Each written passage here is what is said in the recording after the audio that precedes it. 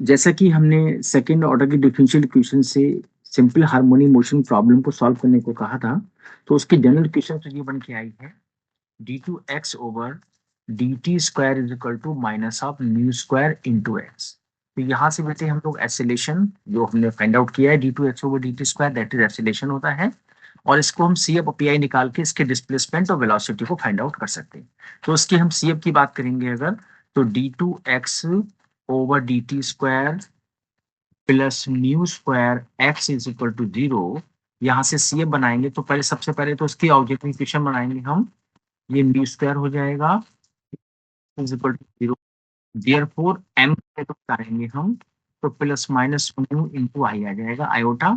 तो इसका complementary function जो बच्चों आएगा वो हो जाएगा c1 cos mu t plus c2 sin mu, right.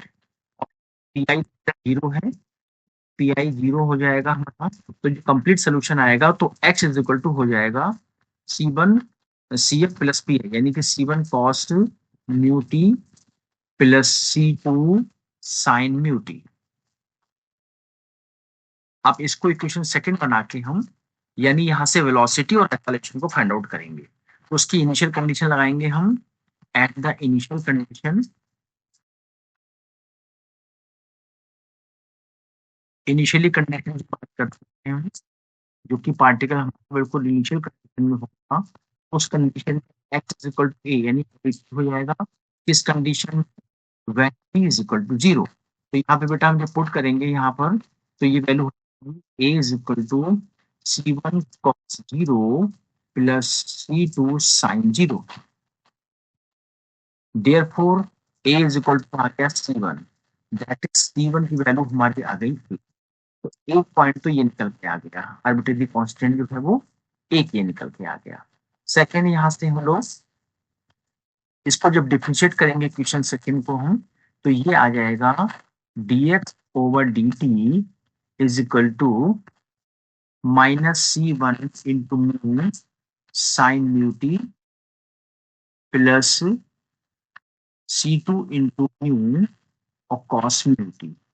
इसमें जब बेटा हम इनिशियल कंडीशन लगाएंगे हम, at dx over dt is equal to 0, किस कंडीशन में, when t is equal to 0।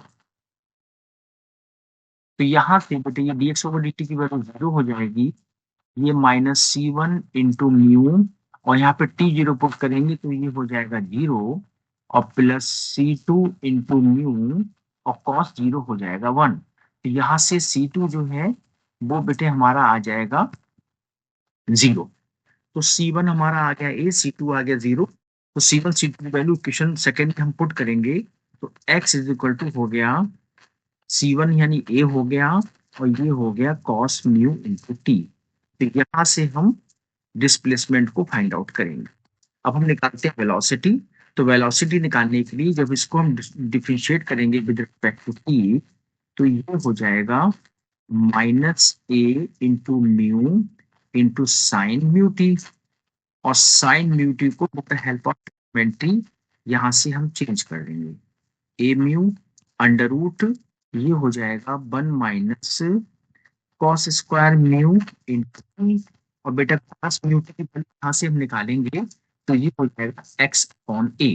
तो dx ओवर dt को हम b से रिप्रेजेंट करते हैं, माइनस इंटू म्यू, और ये हो जाएगा under root of 1 minus x square upon a square.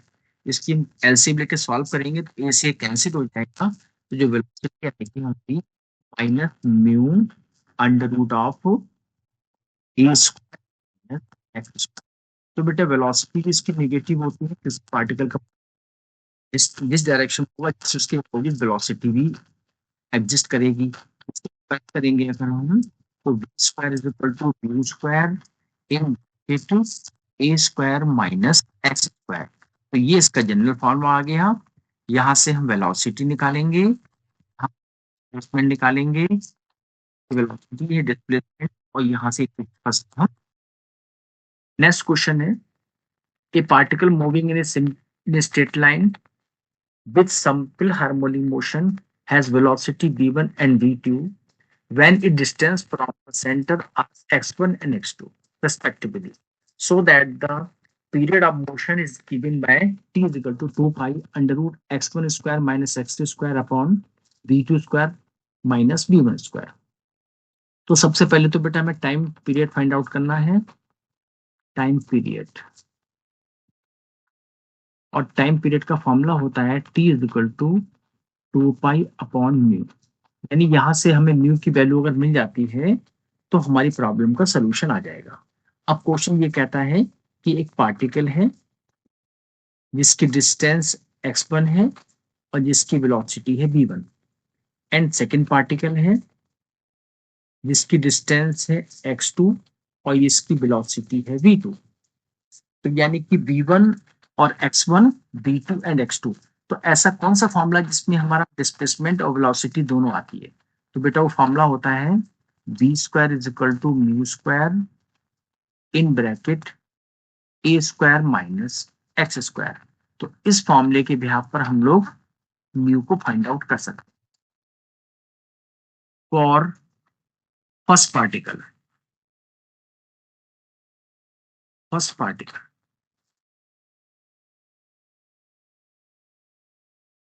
when distance is x1 and velocity is v1, तो ये हो जाएगा v1 square is equal to mu square a square minus x1 square.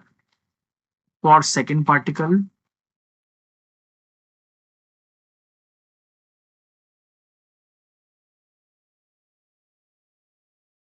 velocity that is v2 square is equal to mu square in bracket a square minus x2 square. तो यहां से बेटा हमें mu को फाइंड आउट करना है, तो इन दोनों को हम आपस में सब्ट्रैक्ट कर देते हैं। v1 square minus v2 square is equal to mu square in a square minus x1 square minus a square minus minus plus x2 square. Therefore a square cancel हो जाएगा, v1 square minus v2 square is equal to mu square in bracket x2 square minus x1। Therefore mu square is equal to v1 square minus v2 square upon x2 square minus x1 square. Therefore mu is equal to under root of b square minus v2 square upon x2 square minus x1 square. और बेटा इस value को हम, जो हमारा time period है t is equal to 2 pi upon mu, इसमें हम पुट कर देते हैं। Therefore 2 pi upon under root of b1 square minus b2 square upon x2 square minus x1 square. t is equal to 2 pi